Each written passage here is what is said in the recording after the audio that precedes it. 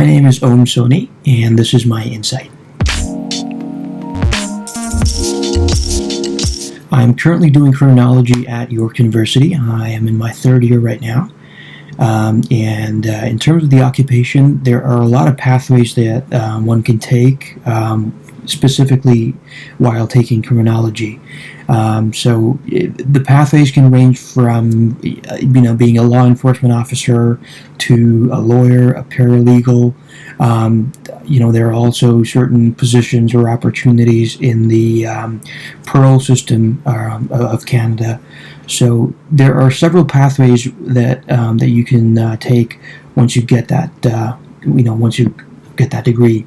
And the main reason that I chose this profession was because of its ability to help people in ways that it wouldn't have been possible if I didn't have a degree. I was actually doing computer science before I started criminology, and I realized that it just wasn't for me. So after doing about 2 years of computer science, I switched over to criminology and just went on from there. One thing that I'd recommend to people who want to pursue this career or this major is that you want to kind of build a pathway as soon as you realize what you want to do. And it's okay if you don't know what you want to do. It's not a crime. It's not illegal or anything like that.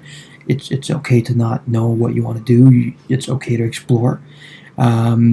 And if that is the case, if you don't know what you want to do, there are certain programs that offer like a generalized overview of various fields. I actually did one of those programs. It's called Liberal Arts Program. I did that at Seneca College, and that just gives you a brief overview of what each field contains. Just a brief overview. It was a 1 year, a diploma program, but it gives you perspective in terms of where you want to go in life, and not everyone knows where they want to go. With some people, of course, it is like that. They know exactly where they want to go, and that's okay. But even if you don't know where you want to go, we have a lot of support in this educational system for people like that. We have guiding counselors in high schools and in post-secondary institutions as well. So, it's okay to not know where you want to go. So someone that helped me or inspired me to pursue my career was one of my previous high school teachers.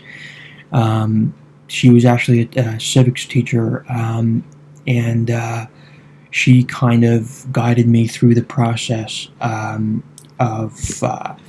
choosing the right career, choosing the right profession, she told me to kind of pursue computer science, because initially that's what I thought I wanted to do. And then after going into computer science, I realized, this is just not for me. So she kind of guided me through that process. Even after I finished high school, I was in touch with her. So building those connections I think it's really important early on. Just, having people in life that can inspire you, that can bring that certain sense of security in your life it's really important.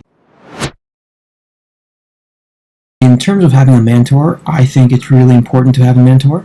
I don't currently have one at the moment, but some of the characteristics that I would like to see in a mentor is just the ability to inspire, the ability to motivate, and that's kind of what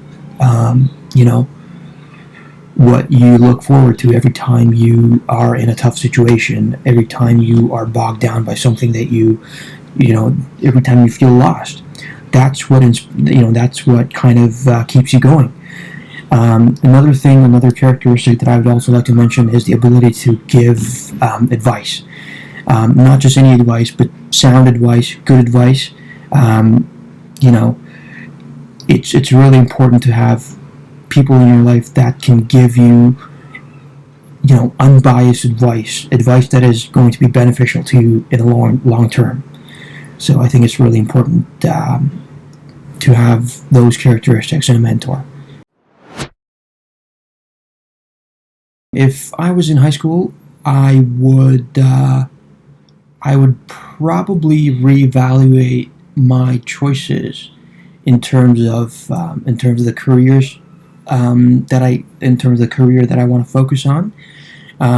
I was adamant about doing computer science even when I was in high school, because my dad is a computer scientist, and I kind of wanted to go in his path.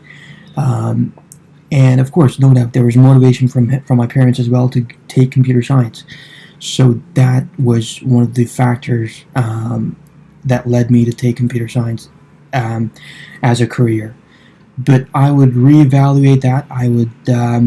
I know my blueprint is an excellent source. I have used that, and I continue to use that even today, because it just has so much information on it, about careers and about pathways, post-secondary pathways as well. So that's an excellent source. I would have, if I had to do something differently, that would be it. I would have definitely reevaluated my choices, but I think that's what I would do differently.